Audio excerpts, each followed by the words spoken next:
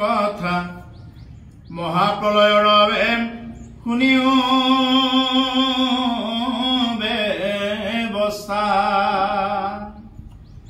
এৰম যেবে গৈল এক খতম বৰিখ ব্ৰহ্মাৰ ৰুদ্ৰৰূপে কৰে হৰে অজগত সংহাৰ অধে উধে শৰীৰৰ নেদেখি প্ৰমাণ ভ্ৰুকুটি কুটিল মুখ দেখি হৰে প্ৰাণ আউল জাউল জতা জোত হাতত ত্ৰিশূল গুৰ মূৰ্তি ধৰি কৰে প্ৰজাপনিৰ্মূল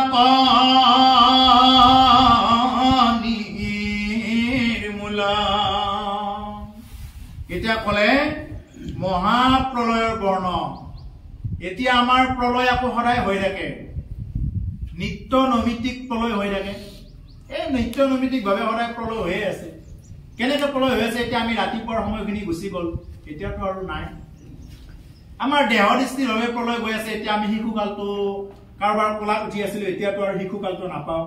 সেইকাৰণে এইটো এটা প্ৰলয় এইবিলাক হ'ল আমাৰ ক্ষুদ্ৰ ক্ষুদ্ৰ প্ৰলয় এইবিলাক একদম এনেকুৱাকে সদায় মানে প্ৰলয় আমাৰ হৈয়ে গৈ আছে এনেকে প্ৰলয় হৈ গৈ থাকি থাকি থাকি থাকি এদিন মহাপ্ৰলয় হয় এতিয়া আমাৰ যিবিলাক নাকি এতিয়া হঠাতে যে ভূমিকম্প হয় হঠাতে বানপানী হয় সুনামি হয় এইবিলাক একোটা প্ৰলয় হয় এইবিলাক মহাপ্ৰলয় নহয় প্ৰলয় এইবিলাকো প্ৰলয় মানে যি নেকি বানপানী হয় একেবাৰে যে এতিয়া অলপতে এই আমাৰ মৰুভূমি দেশ এখন ডুবাই কি কৰিলে কি অৱস্থা কৰিলে গতিকে সেইকাৰণে এই যে তুৰ্কীত যি ভূমিকম্প হল কি অৱস্থা কৰিলে আমাৰ হাফলঙতে কি কৰিলে অৱস্থা গতিকে সেইকাৰণে যে এইবিলাক হল একোটা প্ৰলয় এইবিলাক প্ৰলয় দেখাইছে প্ৰভু ভগৱন্তই ইয়াৰ পিছতো যে আৰু প্ৰলয় আছে সেইবিলাক প্ৰলয় কি হৈ যাব এইবিলাক প্ৰলয়ৰ পৰা কোনো ইয়াত থাকিব নোৱাৰে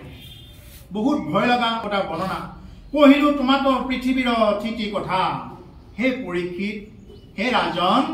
মই তোমাক এই পৃথিৱীৰ স্থিতিৰ কথাখিনি এতিয়া কলো ইয়াৰ আগত কলে যে পৃথিৱীখন কেনেকৈনো স্থিৰ হৈ আছে কাছু ভগৱানৰ ওপৰত কেনেদৰে স্থিতি হৈ আছে এই কথাখিনি কলে যে মহাপ্ৰলয়ৰ বাবে শুনিও ব্যৱস্থা এতিয়া তোমাক মই কম মহাপ্ৰলয়ৰ ব্যৱস্থাৰ কথা যে মহাপ্ৰলয়নো কেনেদৰে হৈছে যেবে গৈল 100 বৰিখ ব্ৰহ্মাৰ যেতিয়া ব্ৰহ্মাৰ 100 বছৰ হৈ গল এতিয়া মানুহৰো বোলে আয়ুস 100 বছৰ আছিলে মানুহৰ হিচাপত দেই ব্ৰহ্মাৰো 100 বছৰ কিন্তু মানুহৰ হিচাপত নহয় ব্ৰহ্মাৰ হিচাপত 100 বছৰ বহুত বহুত কল্প গুচি যাব লাগিব তেতিয়াহে ব্ৰহ্মাৰ 100 বছৰ হয় এতিয়া আজি এওঁলোকৰ পিতৃৰ আজি শ্ৰাদ্ধ চতুৰ্থ বছৰ মই এই কথাটোৰ লগতে সংগতি ৰাখি কৈ আছো এওঁলোকৰ পিতৃ শ্ৰাদ্ধৰ আজি দিনটোত এই পিতৃপুৰুষৰ কাৰণে একদিন হৈছে আজি আমাৰ এতিয়া জীয়াই থকা আমাৰ কাৰণে আমাৰ 365 দিনত আমাৰ হৈছে 1 বছৰ আমাৰ কাৰণে 1 বছৰ আৰু এই ঢুকাই যোৱা পিতৃপুৰুষৰ কাৰণে কি হৈছে তেওঁলোকৰ কাৰণে আজি একদিন যেতিয়া নেকি তেওঁলোকে এনেকে চাব আহে চাই যেতিয়া দেখা পাইছে মোৰ নামত কিবা এটা অনুষ্ঠান কৰিছে অন্তত বন্তিয়ে গছি দিছে বা দুজন ভকত হলো মাতি অনুষ্ঠান কৰিছে পিতৃপুৰুষে আশীৰ্বাদ দিয়ে বৰ বেলেগ আশীৰ্বাদ দিয়ে এইটো আৰু এই আশীৰ্বাদত কি কৰিব পাৰে সেই যিসকল পিছৰ প্ৰজন্ম আছে তেওঁলোকে বিশেষ এটা কৃপা লাভ কৰে আৰু আনফালে দি যদি সেই পিতৃপুৰুষে তেওঁ যদি বেলেগ কলেবৰ লৈ আছে যদি বেলেগ কলেবৰ লৈ আছে তেওঁৰ যি নেকি সাধনাৰ যি নেকি বশৱৰ্তী হয় তেওঁ যি কলেবৰ লৈ আছে যি কুলতে নাথাকক এই কুলৰ পৰা কি কৰিব পাৰে তেওঁ আৰু উচ্চ উন্নত কুললৈ তেওঁ গতি কৰিব পাৰে যদি কিবা কাৰণত যদি তেওঁ কৰবাত যদি কিবা কষ্ট পাই থাকিব লগা হৈছে এই কষ্ট পোৱাৰ পৰা তেওঁ গতি পায় তেতিয়া যেতিয়া নেকি তেওঁৰ পিছৰ প্ৰজন্মসকলে তেওঁৰ কাৰণে এখন সকাম আয়োজন কৰে উপৰি পুৰুষে তেনেকুৱাকে চলিব পাৰে চাব আপোনালোকে লক্ষ্য কৰিব যে কিছুমান কুকুৰে ধৰা হল কুকুৰৰ উদাহৰণ লগাই দিছে কিছুমান কুকুৰ আছে একদম বিল্ডিঙৰ ওপৰত একদম ৰজাৰ নিচিনাকে আছে চকীত বহি ইয়াৰ কাৰণে ৰুম বেলেগ দৰকাৰ হ'লে তেওঁৰ মাক দেউতাকক বৃদ্ধ আশ্ৰমত থৈ দিছে কিন্তু কুকুৰটোক কিন্তু তেওঁ ৰজাৰ আসনত ৰাখি থৈ দিছে মাক দেউতাকক দৰকাৰ হ'লে বৃদ্ধ আশ্ৰমত থৈ দিব কথা নাই থাকক কৰি কিন্তু কুকুৰটোক ডেইলি মাংস খুৱাইছে চেম্পু আনি ধুৱাইছে দামী চেম্পু আনি ধুৱাইছে ভাল ভিটামিন খুৱাইছে কুকুৰটো ইমান সাহায্য পাইছে কিহৰ কাৰণত পাইছে কাৰণ সেই কুকুৰটো মানে আগতে কৰা আছিল তাৰ সংস্কাৰ সেইকাৰণে কুকুৰটোও তেনেকুৱা পাইছে আৰু সেই মাক দেউতাকৰ কৰা সংস্কাৰ নাছিল তেওঁ সেইখিনি খুব ভোগ কৰিব লগা নাছিল যাৰ কাৰণে মাক দেউতাকে সেইটো ভোগ কৰিব লগা হৈছে গতিকে আটাইতকৈ আমাৰ সভ্য আমি সভ্য শিক্ষিত বুলি বলে ভেঙুচালি দেখুৱাই দিছে এটাই যে আমাৰ যেতিয়া এই মানুহবিলাকে কি কৰিব গৈছে বৃদ্ধাশ্ৰম বনাব গৈছে বৃদ্ধাশ্ৰমত কোনে থব পাৰে যাৰ নেকি ল'ৰা ছোৱালী নাই কোনো সহায় কৰা নাই ল'ৰা ছোৱালী কোনো নাই বা একদম বিশেষ অসুবিধা তেনেকুৱা মানুহক থৈছে এইটো বেলেগ কথা কিন্তু একদম মানে যিসকলে নেকি বৃদ্ধাশ্ৰম খুলি দিছে তেওঁলোকে মানে যিসকলে সেৱা দিব পাৰে তেওঁলোকেও বৃদ্ধাশ্ৰমত থৈ দিছে গতিকে তেওঁলোকক যেতিয়া বৃদ্ধাশ্ৰমত থৈ দিছে এটা সময়ত আকৌ যিয়ে থৈ দিছে তেওঁলোককো থৈ দিব এনেকুৱাকে গৈ থাকিব গতিকে শিক্ষাক ভেঙুচালি কৰি দিছে বৃদ্ধাশ্ৰম বোলা বস্তুটোৱে গতিকে সেইকাৰণে এই যিটো নেকি মই কৈছো এতিয়া সেই জীৱটো কুকুৰটোৱে কি কৰিব গৈছে সংস্কাৰৰ বিনিময়ত তেনেকুৱাকৈ হৈছে আকৌ চাব একেলগে আৰু কেইটামান কুকুৰ আছে ৰাস্তাত ঘূৰি ফুৰিছে এনে মানুহে কোবাই দিয়ে এনে গৰম পানী ঢালি দিয়ে এনে ফৰপট মাৰি দিয়ে কিয় সেইটোতো কুকুৰে আছিলে কিয় ফৰপট মাৰি দিয়ে এতিয়া চাব কিছুমান মানুহে দিন ৰাতি হাজিৰা কৰি তত পোৱা নাই কাম কৰি তত পোৱা নাই খাবলৈ নজৰেহে নজৰে কিয় তেওঁ এইবিলাক লৈ আহিছে আৰু কিছুমান এনেই বহি থাকিলে মোৰ পৰা পইচা আহি থাকে কোনে দি থাকে দিয়াই নাই এনেই হৈ থাকে কিয় হয় কৰ্ম সংস্কাৰ এইবিলাক গতিকে সেইকাৰণে এই কথাখিনি হ'ল আমি সেইকাৰণে পিতৃপুৰুষৰ কাৰণে যদি আমি কিবা এটা অনুষ্ঠান কৰোঁ সেই অনুষ্ঠানত পিতৃপুৰুষে আজি 1 বছৰৰ মূৰত আহি এই অনুষ্ঠান ভাগ দেখা পালে তেওঁ অতি প্ৰসন্ন হয় আৰু অতি প্ৰসন্ন হৈ কি কৰে পিছৰ প্ৰজন্মক আশীৰ্বাদ দিয়া আৰু সেই আশীৰ্বাদতে সেই ঘৰখন সুস্থভাৱে চলে সেই ঘৰখনত আৰু উন্নতৰ পৰা আৰু উন্নত হৈ গৈ থাকে সেইকাৰণে এতিয়া এই কথাখিনি কৈছে যে মহাপ্ৰলয়ৰ কোনো ব্যৱস্থা যেতিয়া নেকি ব্ৰহ্মাৰ হিচাপত 100 বছৰ যায় ব্ৰহ্মাৰ হিচাপত যেতিয়া 100 বছৰ যায় ৰুদ্ৰ ৰূপে কৰে জগত সংহাৰ তেতিয়া শিৱ ৰূপে ৰুদ্ৰ ৰূপে শিৱই কি কৰে ৰুদ্ৰ ৰূপে জগতখন সংহাৰৰ ক্ষেত্ৰত নামি যায় সংহাৰ কৰিব তেতিয়া অধে উদ্ধে শৰীৰ নেদেখি প্ৰমাণ অধে উদ্ধে মানে শৰীৰ এনেকুৱা মানে সংহাল হৈ থাকে এনেকুৱা ৰুদ্ৰ মূৰ্তি ধৰিবই নোৱাৰি সেই সময়খিনি ভ্ৰুকুটি কুটিল মুখত দেখি হৰে প্ৰাণ তেওঁ মানে তেওঁৰ মুখমণ্ডল চালে মানে দেখাত প্ৰাণ যায় যায় লাগি যায় মানে এনেকুৱা ভয় লগা এটা অৱস্থা যেতিয়া নেকি মানে সংহাৰ কৰিবৰ কাৰণে যেতিয়া ৰুদ্ৰ ৰূপে শিৱ যেতিয়া নামি যায় তেতিয়া যে মহাদেৱ শিৱ কি তেওঁ মানে সংহাৰকৰ্তা দেৱতা তেওঁ কালৰো কাল মহাকাল মহাকাল ৰূপে যেতিয়া তেওঁ নামি যায় তেতিয়া কিন্তু ইয়াকে ৰক্ষা কৰাৰ আৰু সাধ্য নাই গতিকে সেইকাৰণে আউল জাউল জোতা জোতা হাতত ত্ৰিশূল তেওঁৰ জোতা একদম আউল জাউল হৈ থাকে এনেকুৱা খঙাল হৈ যায় কিয় ধ্বংস কৰিব লগা হ'ল তেতিয়া মানুহৰ শক্তি নাথাকে তেতিয়া কেৱল বেবিচাৰৰ কৰি বেবিচাৰ কেৱল বেবিচাৰ অনাচাৰ এইবিলাকত লিপ্ত হোৱাৰ কাৰণে তেতিয়া এই মানে যিখন চৰাচৰ জগত তেতিয়া ধ্বংস কৰি দিব লগা হয় ঘোৰ মূৰ্তি ধৰি কৰে প্ৰজাক নিৰ্মূল আৰু তেতিয়া ঘোৰ মূৰ্তি এটা ধৰি এই যিমানবিলাক প্ৰজা আছে বা জীৱ যিমানবিলাক আছে সকলোকে নিৰ্মূল কৰে কোনে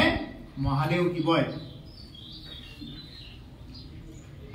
কিল কিল কৰি হাঁহে এৰম নৰমুণ্ড মালি পৰ্বতৰ সিংহ যেন এৰম দন্ত দুই পালে পালে হস্ৰ হস্ৰ প্ৰজা এৰম মুখে ধৰি দাতি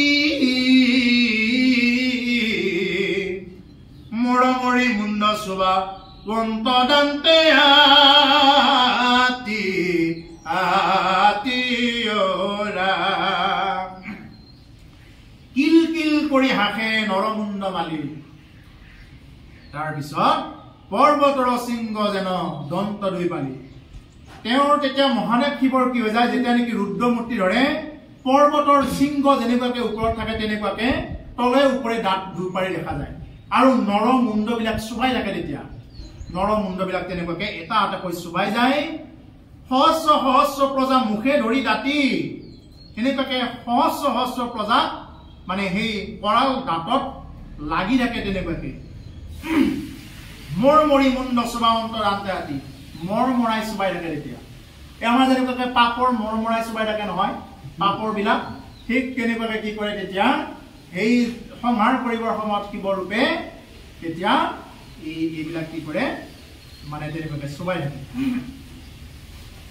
জংকাৰন্ত মাথা স্বৰ্গ বাকি যায় দূৰ চৰণৰ প্ৰহাৰে পৰ্বত হৈ চুৰ ঘোৰলিংগ দিয়া দিগজক খুঞ্চা মাৰি ওপৰক তুলি নচুৱান্ত ত্ৰিপুৰাৰী ৰুধিৰে দি গিধ দেহা পৰি ঘোৰ ধ্বনি তিনি গোটা চক্ষু যেন জ্বলন্ত অগ্নি এই যে ঘোৰ আতাখনিৰ ঘাট যেন পৰে স্বৰ্গমৈত্য পাতালয়ে কত হুঁয়া লৰে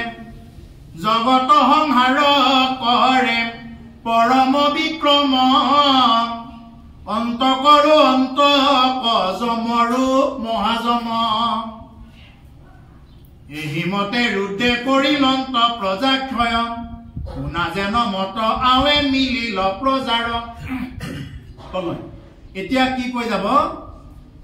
যে এনেকুৱাকে লংকাৰন্ত মাথা স্বৰ্গবাসী যায় দূৰ যেতিয়া নেকি মহাদেৱ শিৱই যেতিয়া ৰুদ্ৰৰূপে জটাবিলাক জোকাৰি দিয়ে তেতিয়া কি কৰে স্বৰ্গবাসীসকলেও কি হৈ যায় দূৰ হৈ যায় চাইড হৈ যায় স্বৰ্গটো মানে ভয় লগা হৈ যায় কি কৰে কি নকৰে ঠিক নাই কাৰণ মহাদেৱ শিৱৰ এবাৰ খং উঠিব লাগিলে কি কৰে কি নকৰে ঠিক নাই কোনফালে কি কৰি দিয়ে ঘোৰলিংগ দিয়া দিগজাপ খুঞ্চা মাৰি ওপৰক তুলি নচুৱান্ত ত্ৰিপুৰাৰী মানে এটা এটা ঘোৰ ৰিং যেনেকুৱাকে মানে কিছুমানে খং উঠি যে এই যে চিনেমাবিলাকত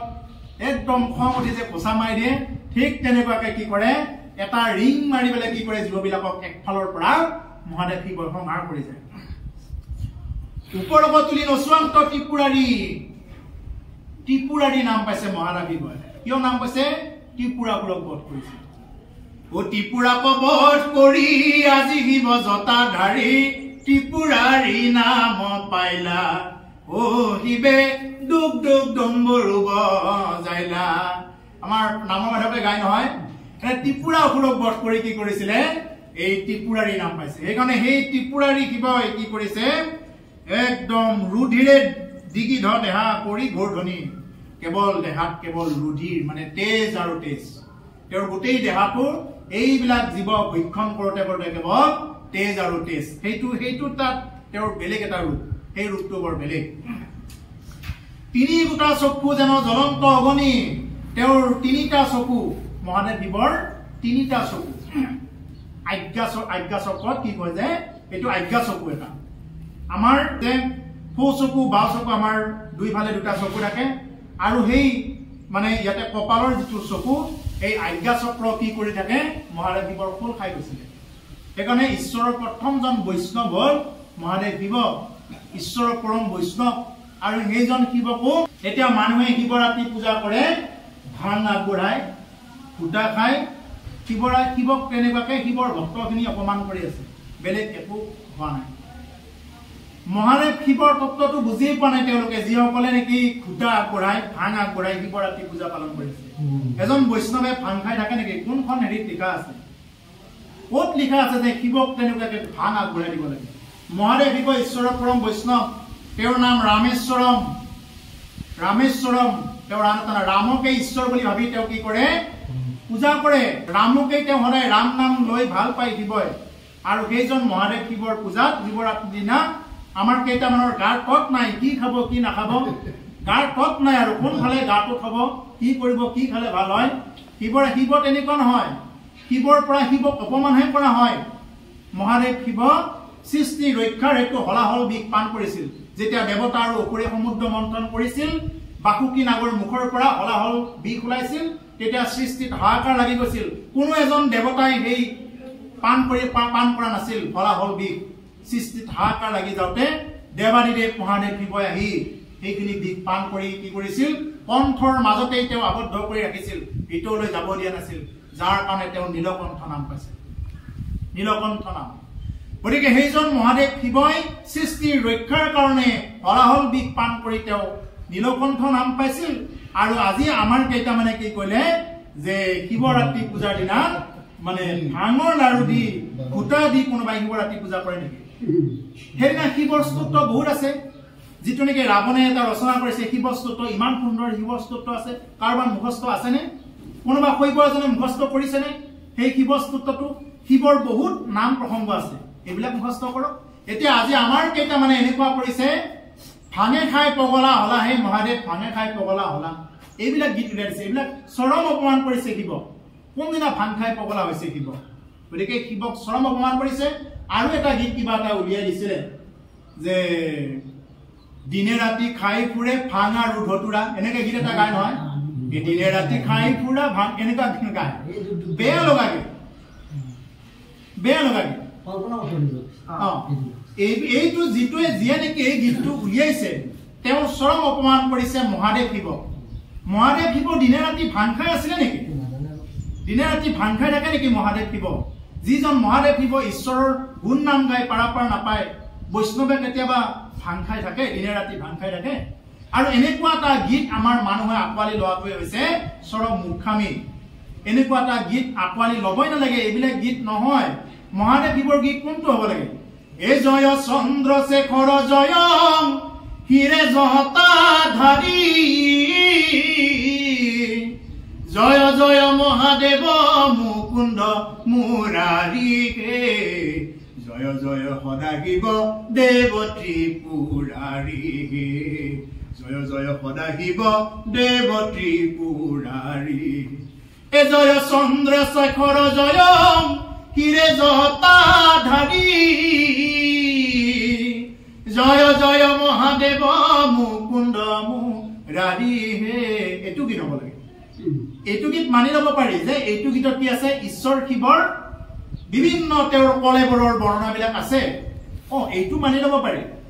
কিন্তু এই শিৱ দিনে ৰাতি খাই ফুৰে ভাং আৰু ধতুৰা এইটো গীতত নাচি ফুৰে তাৰমানে কি প্ৰভুসকল মই এইটোক লৈ এইটো ক'ব গৈছো যে আমি শিৱক ভজিব লাগে কিন্তু শিৱক ভজি যাতে শিৱক অপমান কৰা নহয় শিৱ তত্ত্ব কি জানে এজন দেউতাকে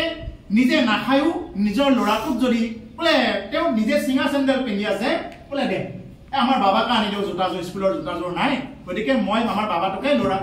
জোতাযোৰ আনি দিছো যি দেউতাকে নিজে নিপিন্ধিও আনি দিলে এই হ'ল শিৱ তত্ত্ব নিজে নিপিন্ধি বোলে মই পেণ্ট নিপিন্ধো মোৰ ল'ৰাটোকে আনি দিছো সি ভালকে পিন্ধক সি ভালকে চলক তাৰমানে কি জগতৰ বা ঘৰখনৰ দুখখিনি যিয়ে নেকি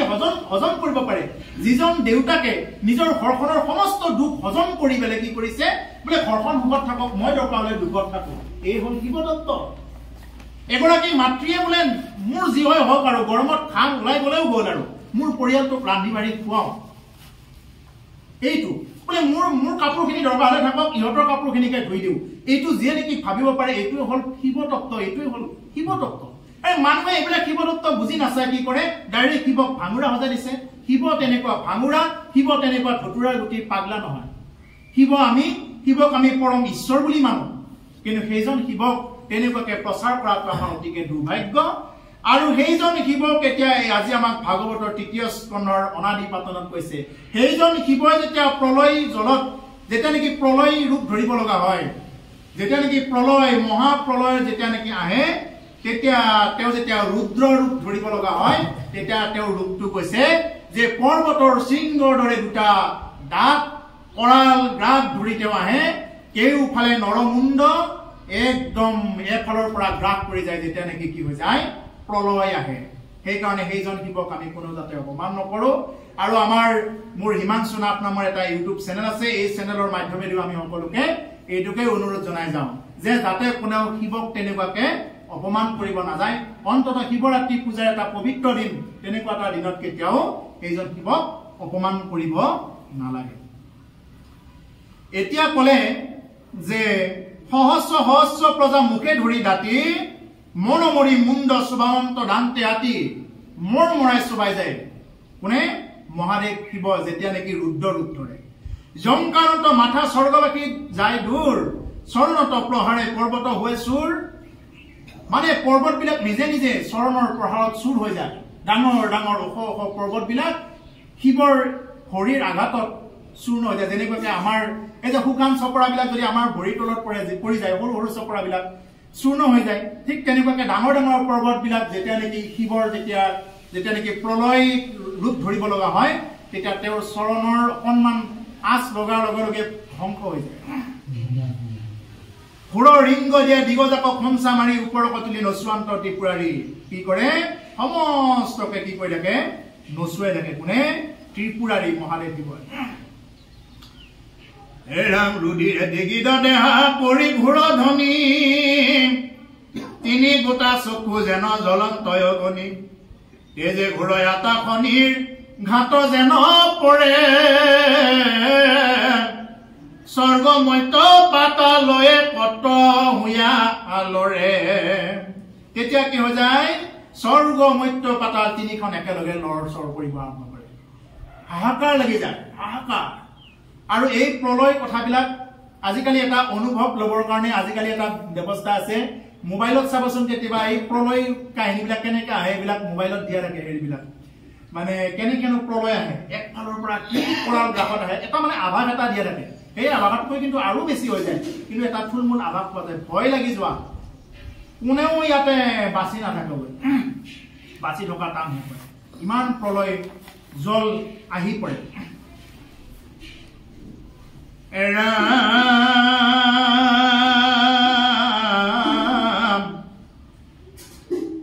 জগত সংহাৰ কৰে পৰম বিক্ৰম অন্ত কৰো অন্ত কজমৰু মহাজম এই মতে ৰুদে পৰিল অন্ত প্ৰজাক হয় শুনা জান মতে আৱে মিলিল প্ৰলয় গতিকে সেইকাৰণে কৈছে অন্ত কৰো অন্তক জমৰু মহাজম বুলি কৈছে এতিয়া আমি জমক ভয় কৰি থাকো জমৰু মহাজম অৰ্থাৎ কালৰো মহাকাল দেৱাদিদেৱ মহাদেৱ শিৱ কালৰো মহাকাল আৰু মহাকাল শিৱক কি শিৱ যেতিয়া নেকি মহাকাল ৰূপে আহে তেতিয়া আৰু ইয়াতে কোন জীৱ থাকিব পাৰে কোনে স্থিৰ হৈ থাকিব পাৰে কাৰো সাধ্য নাই দেৱতাসকলেও ভয় খাই যায় গতিকে সেইকাৰণে কৈছে অন্ত কৰো অন্তক জমৰু মহাজম এই জমকো নোহোৱা কৰিব পাৰে শিৱই এই হল মহাজম বুলি কৈছে এই মতে ৰুদ্ৰে পৰিলন্ত প্ৰজাক্ষয় শুনা জনমতে আৱে মিলিল প্ৰজয় এনেদৰে শিৱৰ কথাখিনি এতিয়া ক'লে যে শিৱই এনেদৰে সংহাৰ ক্ষেত্ৰত নামি যায় এতিয়া কওঁ শুনা হে ৰাজন হে পৰীক্ষিত মই তোমাক কওঁ শুনা কেনেকৈনো প্ৰলয় হয় এতিয়া এই কথাখিনি মই আৰু অলপ বিস্তৃতভাৱে ক'ব গৈছো বাৰ হয় বৰিক মানে হৈবই অনাবৃষ্টি নপজয় শস্য নষ্ট হৈ প্ৰজা সৃষ্টি বাৰহবতা সূৰ্য তাপ কৰে একেবাৰে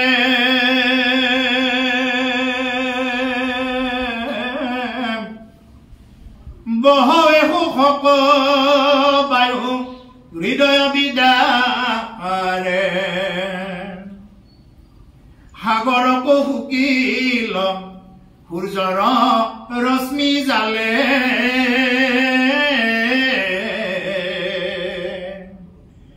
ও জগত প্ৰলয় যাই আখি গ্ৰাসী আখে কালে বায়ু সূৰ্যে নিশক্ত কৰিলে যে ৰাজ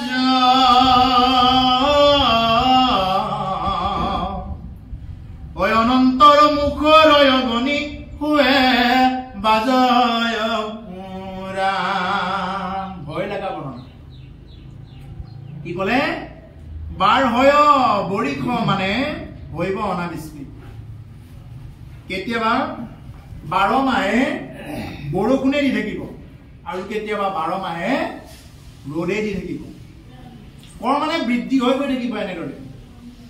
এনেদৰে যদি 12 মাহে যদি ৰ'দ দি থাকে এতিয়া এইকেইটা দিন ৰ'দত থকাৰ টান হৈ পৰিছে যদি 12 মাহে ৰ'দ দিয়ে কি হৈ যাব এটা সময়ত এইবিলাক একো নাথাকিব সঁচাকৈ এতিয়া যিটো নেকি এটা ৰূপ দেখা পোৱা গৈছে এতিয়া আগতে কি হৈছিল আমাৰ ঘৰৰ ওচৰতে কুমুৰাবিলাক ফুল জিকা এনে হৈছিল নহয় জানো আগৰ মানুহবিলাকে দেখা আমিয়ে দেখা পাইছো আগৰ মানুহ দেখাটো বাদে দিও আমিতো কেইদিনৰ আমিয়ে দেখা পাইছো যে ঘৰৰ ওচৰত কুমুৰা এনে এটা খাই পুতি দিলে হৈছিল এটা আগলি এটা পুতি দিলে এনেই উঠি গৈছিল কুমুৰা লাগি আছিল এতিয়া কোমোৰাত ঔষধ মাৰিলেও মানে লাগিব নখজে ফুলবিলাকটো এটা কথাই নাছিলে ফুলবিলাকটো এনেই হৈ আছিলে কাটি দিব লগা হৈছিলে ফুলবিলাক এতিয়াতো ফুলৰ দেখা দেখি নাই গুটি কিনি আনি ৰুব লগা হয় ৰুলেও হ'ব নখজে এইবিলাক যে এইকাৰণে গুটিবিলাক টুটি আছে শস্য টুটিব মৎস্য টুটিব জ্ঞানৰ গুটি শস্য মৎস্য চববিলাক টুটি আহি থাকিব কৈছে নপজয় শস্য নষ্ট हुए प्रजा सृष्टि কৈছে যে এনেকুৱাকে অতিবৃষ্টি আৰু অনাবৃষ্টি হৈ থাকিব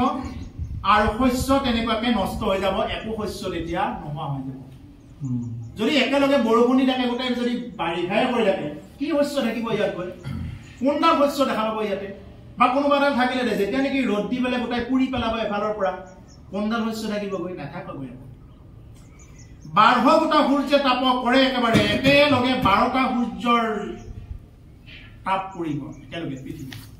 আমাৰ এটাৰ উৎপাদতে থকা টান যেতিয়া নেকি 12টা হয় এটাৰ উৎপাদত এতিয়া থকা টান হৈ পৰিছে আমি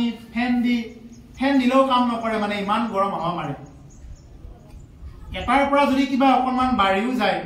তেতিয়াহ'লে আমাৰতো আৰু চেছে আৰু গতিকে সেইকাৰণে কৈছে যে 12 গোটা সূৰ্য তাপ কৰে একেবাৰে 12টা সূৰ্যৰ উত্তাপ এটা সূৰ্যই হিমানখিনি দিবৰ কাৰণে সামৰ্থ্যৱান হৈ যাব তেতিয়া 12টা সূৰ্যৰ উত্তাপ ইমান উত্তাপ আহি যাব তেতিয়া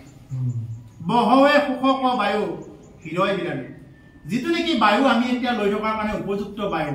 আমাৰ কিছুমান ভাগ আছে ট্ৰপোস্ফিয়াৰ টেট্ৰোস্ফিয়াৰ আয়নস্ফিয়াৰ এক্সফিয়াৰ এনেকুৱাকে আছে এই ভাগবিলাকত আমি যিটো মানে এটা লেভেলত আছো এই লেভেলটোত কি হৈ যাব যিটো বায়ু আমি লেভেলত পাই আছো এই বায়ুখিনি আমাৰ কাৰণে অনুপযুক্ত হৈ পৰিব সাগৰকো হুকিল সূৰ্যৰ ৰশ্মিডালে সূৰ্য এনেকুৱাকে প্ৰখৰ উত্তাপ দিয়াৰ কাৰণে সাগৰৰ জল মানে শুকাই যাব জগত প্ৰলয় যায় গ্ৰাসী আহে কালে আৰু তেতিয়া জগতখন প্ৰলয় আহি যাব তেতিয়া সাগৰৰ পানী শুকাই শেষ কৰি দিব সাগৰত আৰু পানী দেখা নাপাব বায়ু সূৰ্যে নিষিদ্ধ কৰিলে যাবে ৰাস আৰু সূৰ্যই কি কৰিব বায়ুবিলাকো সুখী দিব বায়ুবিলাকৰ মানে যিটো নেকি কাম বায়ুৱে যিটো নেকি আমাক দি আছে সেই বায়ুখিনি আমি মানে লোৱাৰ উপযুক্ত নহ'বগৈ বায়ু শেষ কৰি দিব লোৱাৰ অনুপযুক্ত কৰি দিব অনন্তৰ মুখত অগ্নি হয় বাস তেতিয়া অনন্তৰ মুখৰ পৰা ফুস কৰি যে সাপে যে ফুস কৰি দিয়ে নহয় ফুস কৰি দিলে কি এতিয়া মানে আমি টিভিবিলাকত দেখা পাওঁ নহয় জুই বাহিৰ হৈ যায় ঠিক তেনেকুৱাকে আমাৰ যে এই যে পৃথিৱীৰ তলত যে নাকবিলাক আছে এই নাকবিলাকে তেতিয়া একদম খঙতে ফুসফুসাই থাকিব আৰু তেতিয়া সেই সাপবিলাকৰ পৰা একদম জুই বাহিৰ হৈ যাব জুই কেৱল জুই আৰু জুই বাহিৰ হৈ থাকিব তেতিয়া হাজাৰে মুখে বিষ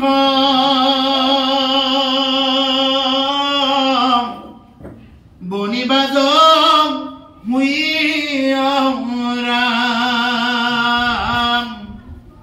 পাতালক দহিয়াউৰ ঢকৈ উঠাই জুই হাতো পৃথিৱী কবনি লাগি গল চানি পুৰে হাতো স্বৰ্গ যেন কতুলা তয় বনি গতিকে কি কৰিব এনেদৰে হাজাৰে মুখে বিষ বনি বাজ হৈ হাজাৰখন ফণাৰ পৰা হাজাৰবাৰ এনেকুৱাকে বিষ বাহিৰ হৈ কি কৰিব পাতালক দহিয়া উৰ্ধক লগাই উঠাই জুই তাৰ পৰা জুই বাহিৰ হৈ আহিব যেতিয়া পাতালৰ তলত যিহেতু নাগসকল আছে গতিকে তাৰ পৰা নাগবিলাকৰ মুখৰ পৰা যেতিয়া জুই বাহিৰ হ'ব তেতিয়া পাতালৰ পৰা এনেকে দহি আহিব একফালৰ পৰা দহি আহিব আহি কি হ'ব এইবিলাক এই উধনৰ মাটি যেনেকুৱাকে যে উধনত যে উধন বুজি পাইছে নহয় এই যে জুই জ্বলাই যে উধন এই উধনৰ মাটিবিলাক যেনেকুৱাকে লাল হৈ থাকে ঠিক তেনেকুৱা এই পৃথিৱীখনৰ লাল হ'ব আৰু এটা সময়ত গৈ এই যে ক'ব গ'ল ইয়াতে এই যে গোবৰবিলাক যে পুৰি দিলে কি হৈ যায় গোবৰবিলাক পুৰি দিলে দেখাত গোবৰ ছটাটো নিচিনাকে থাকে কিন্তু এনেকে লাই দিয়াৰ লগে লগে গোবৰ ছটা কমি যায় ঠিক তেনেকুৱাকে পৃথিৱীখনত এতিয়া লাই দিয়াৰ লগে লগে কমি যাব একো নাথাকিব হাতো পৃথিৱীক বনি লাগি গ'ল চানি হাতখন পৃথিৱী এনেকুৱাকে মানে সপ্তদ্বীপা পৃথিৱীত তেনেকুৱাকে জুই লাগিব পুৰে হাতো স্বৰ্গ যেন তুলাত অগ্নি তুলাত জুই লগাৰ নিচিনাকে হাতখন স্বৰ্গটো একফালৰ পৰা জুই লগা আৰম্ভ হৈ যাব কাৰণ যেতিয়া নেকি 7টা সূৰ্য 12টা সূৰ্যৰ উত্তাপ যেতিয়া এটা সূৰ্যই দিয়া আৰম্ভ কৰিব তেতিয়া এইবিলাক জুই নালাগে কি হ'ব এটা সূৰ্যতে জুই লাগু হৈ যায় এনেই কিমান টেম্পাৰ বাঢ়ি গৈছে এতিয়া গতিকে সেইকাৰণে যদি 12টা সূৰ্যৰ উত্তাপ দিব লগা হয় তেতিয়াহ'লে কি হ'ব গতিকে সেইকাৰণে এইবিলাক আমাক দিছে জানি ল'ব দিছে এৰম ব্ৰহ্মাণ্ড দহিলে কম বাহিৰে ভিতৰে তপতলু হৰা যেন দেখি নিৰন্তৰে ৰংগা বৰ্ণ ব্ৰহ্মাণ্ড বনিৰ পায়াসুত দেখি যেন ডগ ডগুময় পিণ্ড গোট জগতকে দহি যাবে বনি ভৈল শান্ত বাৰয় বৰিক মেঘে বৰিষে কান্তম দুৰ্গুৰ হবদে পৰে চদিষে নিৰ্ঘাত মেঘৰ গৰ্জনে ঘনে ঘনে ব্ৰজপাত এনেকুৱাকে গোটেই ব্ৰহ্মাণ্ড দহি দিব ভিতৰে বাহিৰে বুলি কৈছে ভিতৰতো দহিব বাহিৰতো দহিব তপত লোহৰা যেন দেখি নিৰন্তৰে এই তপত এই লোহা কটাডাল যেতিয়া নেকি এডাল বাঁহৰ ভিতৰত যেতিয়া এনেকে ভৰাই দিয়া হয় কি হৈ যাব বাঁহডাল পুৰি পেলাই ইফাল সিফাল হৈ যাব ঠিক তেনেকুৱাকে এনেকুৱা প্ৰলয় আহিব এনেকুৱা সূৰ্যৰ উত্তাপ হ'ব মানে লোহা কটাই গৰম কৰি দিয়াৰ নিচিনাকে এই পৃথিৱীখন ফালৰ পৰা ভিতৰে বাহিৰে গৰম হৈ যাব ৰংগা বৰ্ণ ব্ৰহ্মাণ্ড বনিৰ পায়াসুত দেখি যেন ডগৰ ডগ ঘুময় পিণ্ডবোৰ গতিকে ব্ৰহ্মাণ্ডত এই জুইৰ যিবিলাক নেকি মানে উত্তাপ পাব এই জুইৰ উত্তাপ বিলাক পাই মানে এই যেনেকুৱাকে এই মই ক'লো নহয় গৰুৰ গোবৰৰ যিটো নেকি এই পুৰি দিলে যিটো নেকি গোবৰটো গোবৰৰ নিচিনা দেখা পাই থাকে লাই দিয়াৰ লগে লগে কমি যায় ঠিক তেনেকুৱা এটা গোবৰৰ ভেৰৰ নিচিনা এটা অৱস্থা এটা এই পৃথিৱীখনৰ হ'ব গৈছে জগতকে দহি কৰে বহি যেন শান্ত বাৰহয় বৰিষ মেঘে বৰিষে কান্ত তাৰ পিছতে আকৌ 12 মাহে বৰষুণ দিয়া আৰম্ভ কৰি দিব এনেকুৱা বৰষুণো দিব এনেকুৱা বৰষুণ দিব মানে একদম দপদপাই বৰষুণ দিয়া আৰম্ভ কৰিব ডুবাই দিব এইবিলাক প্ৰথমতে ৰ'দ দি ল'ব এইবিলাক মাৰি ল'ব প্ৰথমতে কিন্তু মাৰি ল'ব তাৰপিছত বৰষুণ দুৰ্গুৰ হবলে পৰে চৌদিশে নিৰ্ঘাত মেঘৰ গৰ্জনে ঘনে ঘনে ব্ৰজপাত চৌদিশে মানে কি কৰিব ব্ৰজৰ শব্দ শুনিব গাজনিৰ শব্দ শুনিব আৰু কেউফালে ক'ত বোলে ব্ৰজপাত পৰিল ত'ত বোলে ব্ৰজপাত পৰিল প্ৰজাটো বেছি বাছি নাথাকে তেতিয়া যিকেইটা বাছি থাকে সাধনাৰ বলত সেইকেইটাই সেইখিনি কষ্ট পাব ক'ত বোলে ব্ৰজ পৰিল ত'ত বোলে ব্ৰজ পৰিল এনেকুৱাকে এটা এটা শুনা পাই থাকিব বৰিষয় হিলা হব পৰ্বতয় আকাশ পৰে মহাপ্ৰলয় প্ৰাণীৰ ক্ষয়ংকাৰ প্ৰমত হস্তিৰ হুন্দে যেন ধাৰা জল অবিচ্ছেদে পৰে চৰাচৰে যাই তল হাতীয়ে যেনেকুৱাকে এই সুৰেৰে যেতিয়া পানীখিনি এৰি দিয়ে হাতীৰ সুৰেৰে যেতিয়া পানীখিনি এৰি দিয়ে যেনেকুৱাকে একদম পুৰা স্পীডত এৰি দিয়ে ঠিক তেনেকুৱাকে হাতীৰ সুৰেৰে পানী ঢলাৰ নিচিনাকে এই মেঘে বৰষুণ দিব তেতিয়া ইমান বৰষুণ দিব বুলি কৈছে অবিচ্ছেদে পৰে চৰাচৰ যাই তল চৰাচৰ জগত গোটেই তল যাব বুলি কৈছে দশ দিশে পুৰি জলম ঊৰ্ধ কয়ো ধাইল ব্ৰহ্মাণ্ড গোটক গয়া ক্ষণেকে বুঢ়াইল গোটেই ব্ৰহ্মাণ্ড ক্ষণেকতে বুৰি যাব বুলি কৈছে বেছি সময় নালাগে এই ব্ৰহ্মাণ্ডখন বুৰ যাওঁতে অগণিৰ দাহে শ্ৰুণীকৃত ভৈল অন্ধ জলতে মিলাইল সেইটো মহামহীয়ন খণ্ড এৰাম অগণিত পক্ষী জল সমস্তে উখাইল বায়ুত পক্ষীয়া পাছে বনি তুলুকাইল মহাবায়ুলীন গৈল মহা আকাশত আকাশ পকিল অহংকাৰৰ গৰ্ভত এনেকুৱাকে যি যি তত্ত্ব আছিল গোটেইবিলাক তত্ত্ব গৈ গৈ সেইবিলাক তত্ত্বৰ লগত বিলীন হ'ব এতিয়া ক'লে অগণিৰ দাহে শ্ৰুণীকৃত ভৈল অন্ধ জলতে মিলাইলা সিটো মহামহী খণ্ড মহী মানে গোটেই পৃথিৱী খণ্ড পানীতে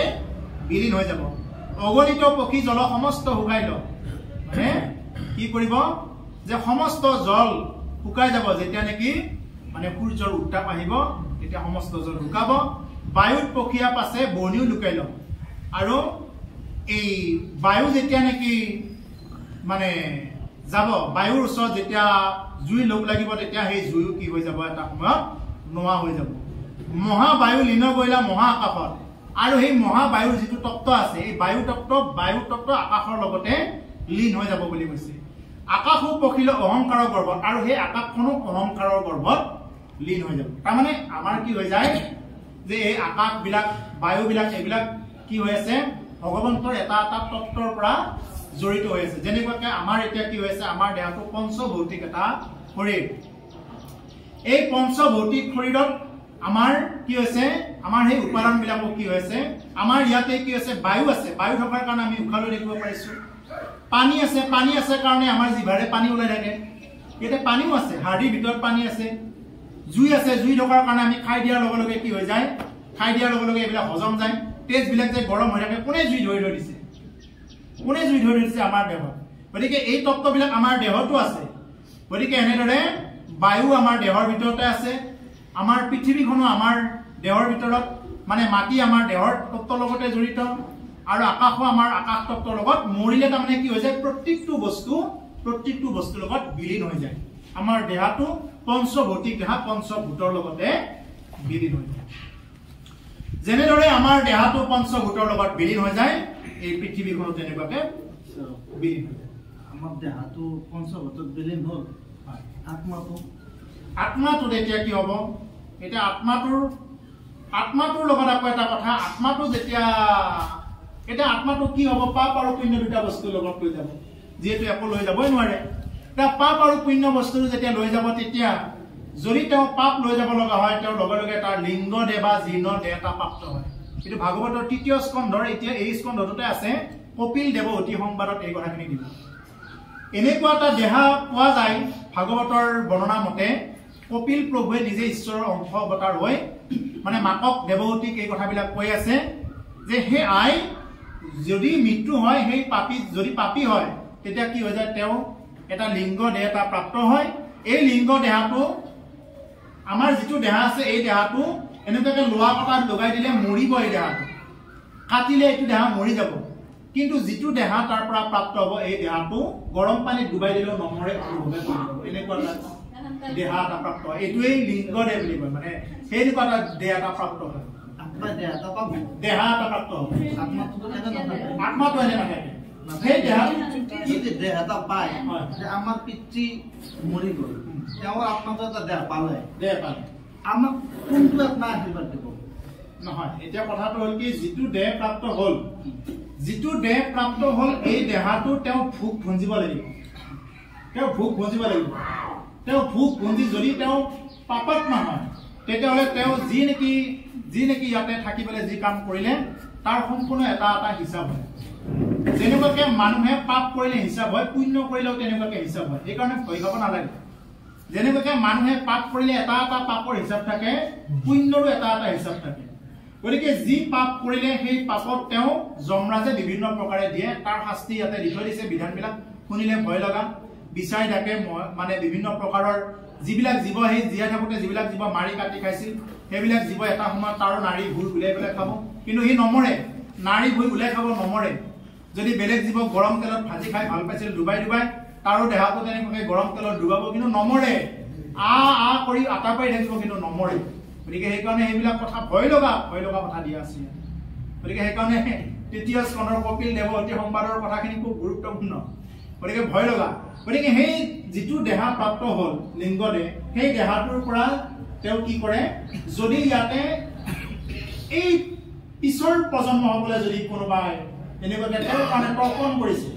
তেতিয়াহ'লে এই যি শাস্তি পাইছে এই শাস্তিৰ পৰা তেওঁ কিছু পৰিমাণে হ'লেও এটা ৰেহাই পালে তাৰ পৰা আশীৰ্বাদ দিয়ে বোলে বাপাহঁত তহঁতে মোক ইমানখিনি উপকাৰ কৰিলে এই দুৰ্ঘ নৰকৰ পৰা মই বহুত কল্প নৰকত ৰ'ব লগা আছিল মই আধা কল্পতে মোৰ ৰেহাই হ'ল গতিকে এই বুলি কি কৰে আশীৰ্বাদ দিয়ে সেইকাৰণে আমি কি কৰিব লাগে অন্তত সেই বছৰৰ মূৰত আমি এইটো পাহৰি যাব নালাগে গতিকে কথাটো হ'ল সেইটো আত্মাটোৰ হেৰি হ'ল হয় সংস্কাৰ হ'ল যদি তেওঁ শিয়াল হৈ আছে কিছুমান শিয়ালেও যে সদায় যে খাই আছে ক'ৰ পৰা খাই আছে এতিয়া শিয়াল হৈও তাৰমানে তেওঁ কি কৰিব পাৰিছে তেওঁ আহাৰ পাবই তেওঁ কষ্ট খাব লগা নহয় তেওঁ যদি বাঘু হৈ আছে বাঘ হৈও তেওঁ আহাৰ পাব কষ্ট খাব লগা নহয় তেওঁ কুকুৰ হৈ থাকিলেও কষ্ট খাব লগা নহয়, ইমান বিচাৰি ফুৰিব লগা নহয়। তেওঁ মুঠতে এই অলপ ওলাই গ'লেই তাৰমানে তেওঁ থিতাতে বিচাৰি পাবগৈ, আৰু সেইকাৰণে এইটো ব্যৱস্থা। কৃষ্ণ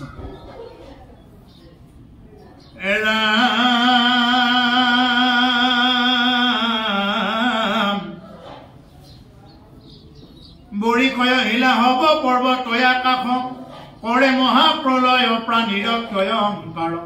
প্ৰমত্ত হস্তিৰ সুন্দে যেন জল ধাৰা জল, অবিচ্ছেদে পৰে চৰাচৰে যাই তল, এৰাম দশদিকে পুৰি জল, উৰ্ধ কয়ো ধাইল, ব্ৰহ্মাণ্ড গোটক গয়াক্ষণেকে বুঢ়াইল। কৈছে প্ৰমত্ত হস্তিৰ সুন্দে যেন জলধাৰা, যে হাতীয়ে যেনেকুৱাকে পানী ঢালে ঠিক তেনেকুৱাকে পানী দিয়ে, আৰু এনেকুৱাকে গৈ গৈ গোটেই ব্ৰহ্মাণ্ড ক্ষণেকতে বুঢ়াই পেলাই বুলি কৈছে। অগণিত দাহে চূৰ্ণিকিত ভৈল অন্ধ, জলতে মিলাইলা সিটো মহামহীখণ্ড। গোটেই মহীখণ্ড, গোটেই পৃথিৱীখণ্ড যেতিয়া মহাপ্ৰলয় আহি পৰে, গোটেই পৃথিৱী তেতিয়া প্ৰলয় জলত বিলীন হৈ যায়। তেতিয়া আৰু ইয়াত একো নাথাকে, কেৱল পানী আৰু পানী, কেৱল পানী দেখা যাব। অগণিত পক্ষী জল সমস্তে খাইল, বায়ু তপসীয়া পাছে বনি লুকাইল।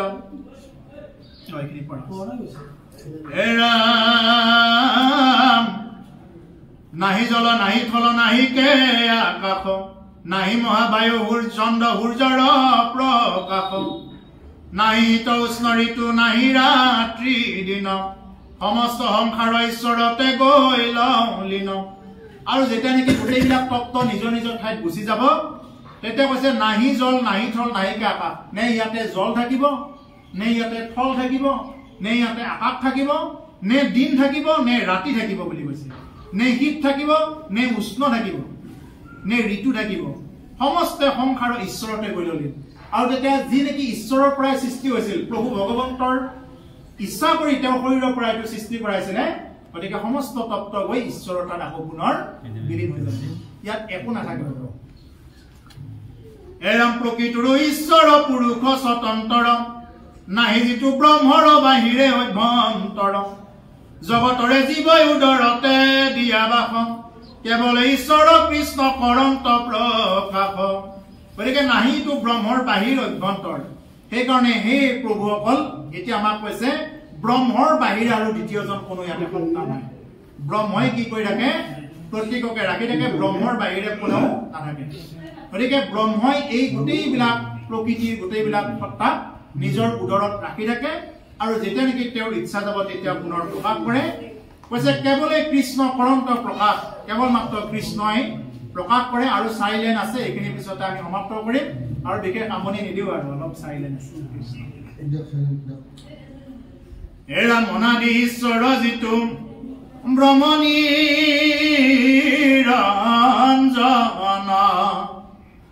জ্ঞানময় আনন্দ যে সত্য সনাতনম,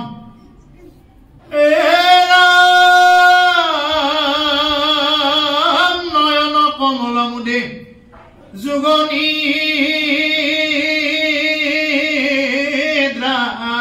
চলে, আপোনাক চিন্তি মাত্ৰ আচন্ত কলেৰা, হৰি ৰাম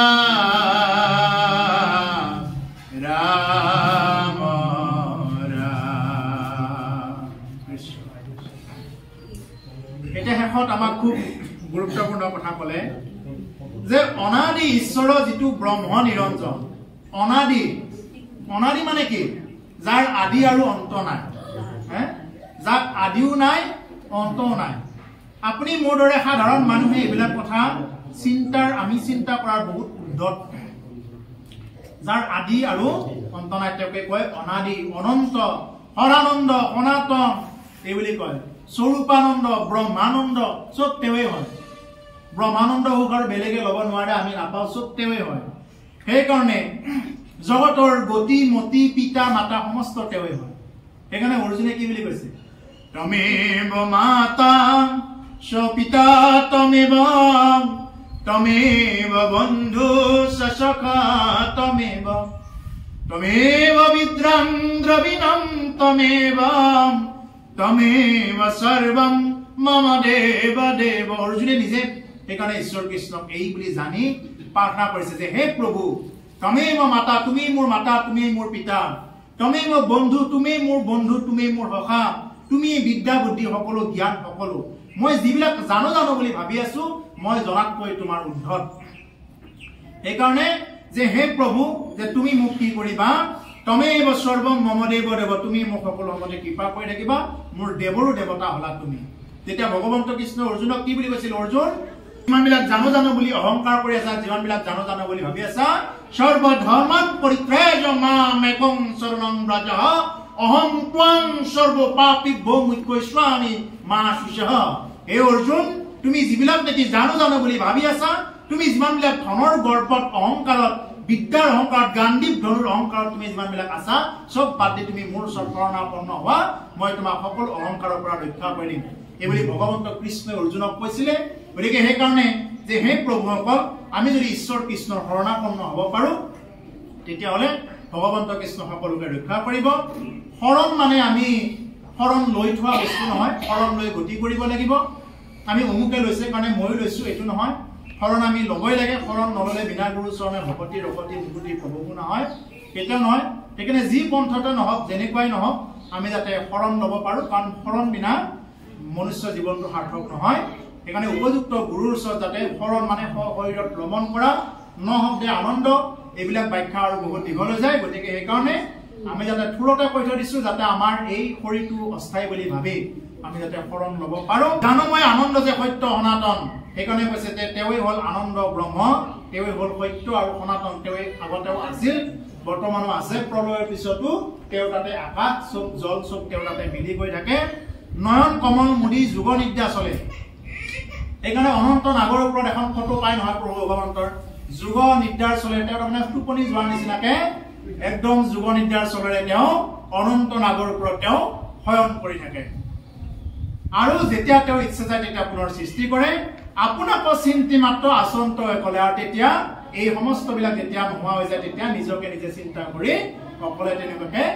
প্ৰলয় জলত থাকে। গতিকে সেই প্ৰভুসকল, সময়ে আপোনালোকৰ মাজত অতি গুৰুত্বপূৰ্ণ অধ্যায় মহাপুৰুষৰ যি নেকি সৃষ্টি নিমিনৱ সিদ্ধ কৃষ্ণ, আমাৰ যি নেকি মহাপুৰুষৰ সৃষ্টি, আমাৰ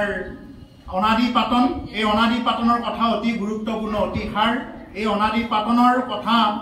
মানে তেনেদৰে ব্যাখ্যা কৰাটো অতি কঠিন হৈ পৰে। সৃষ্টি ধ্বংসৰ, সৃষ্টিতত্ব আৰু সৃষ্টি ধ্বংসৰ কথা। গতিকে আমি জ্ঞানেৰে যিখিনি ঢুকি পাইছো, এইখিনিকে আপোনালোকৰ মাজত ব্যক্ত কৰা হৈছে। এইখিনিকে আপোনালোকে বহুত বুলি গ্ৰহণ কৰিব। এইখিনি ব্যক্ত কৰোঁতে যদি বহুত পঢ়া দুটা হ'ব পাৰে, তাৰ কাৰণে আপোনালোকে নিজৰে এজন বুলি ভাবি তাতে এইখিনি মাৰ্জনা কৰি দিয়ে। আকৌ কেতিয়াবা প্ৰভু ভগৱন্তই কৃপা কৰিলে আকৌ পুনৰবাৰ লগ পাম বুলি আশা ৰাখি এই গৃহস্থৰ সৰ্বাংগীন মংগল কামনা কৰিছো। যি আশাৰে এই অনুষ্ঠান ভাগ আয়োজন কৰিছে, প্ৰভু ভগৱন্তই কৃপা কৰক, এইটোৱে প্ৰাৰ্থনা কৰি আমি ইমানতে ভাগৱতৰ কথা বিৰাম দিছো। কৃষ্ণ।